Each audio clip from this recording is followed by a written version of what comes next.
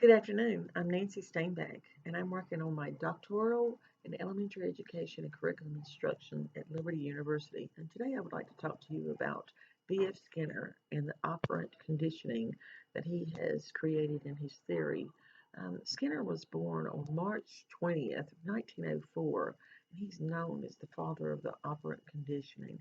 B.F. Skinner died in August 18th of 1890 or 1990, excuse me, at age 86 and was buried at Cambridge, Massachusetts.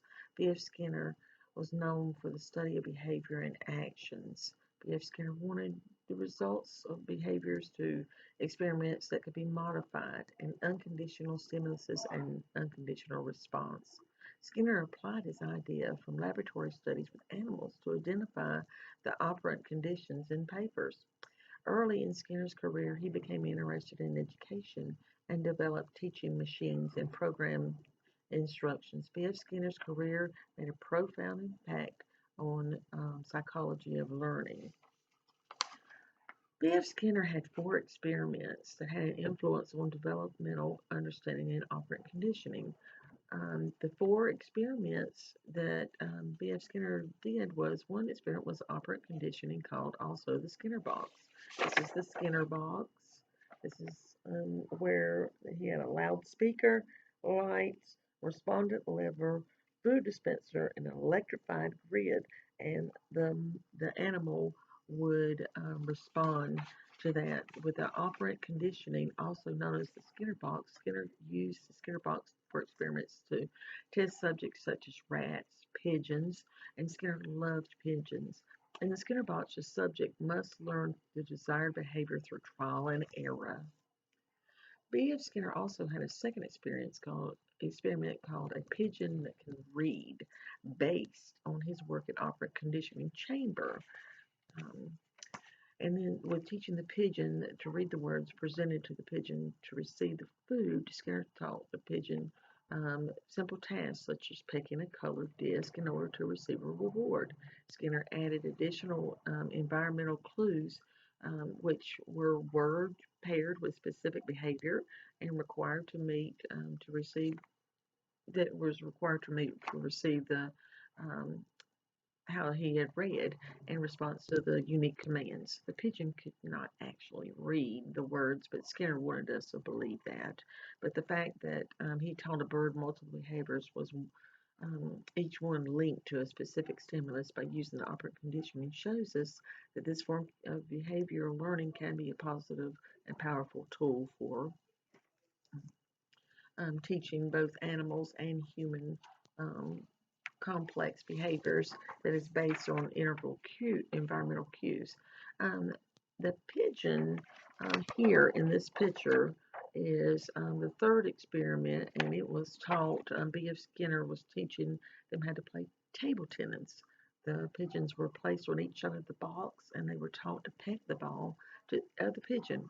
As the pigeon was able to peck the ball across the table to one another, the small amounts of food was rewarded. The reinforcement of the behavior pecking the ball past their opponent was the food reward. And the ping pong experiment shows that the operant conditioning can be used to teach dynamic, goal-based behaviors in students. Experiment 4, pigeons guided missiles. B.F. Skinner worked on training pigeons to control the flight paths of missiles for the U.S. Army during the Second World War. This experiment was never used in the field due to advances in other scientific areas, but it was created to use operant training for animal behaviors like service dogs and blind, training for the blind. Excuse me. B.F. Skinner identified three types of responses: the neutral operant, which is a response for the environmental that does neither increase nor decrease the possibility of behavior for being repeated. Reinforcements, which is responses of the environment that increases the probability of the behavior by being repeated, and the reinforcement can be positive or negative. Punishers are responses to the environment that increase and decrease behaviors being repeated. Punishment can weaken the behavior. Operant conditioning can be applied in the classroom, prisons, and other psychiatric hospitals. B.F. Skinner aligned his psychology research with both natural science and Darwin's theory of natural selection.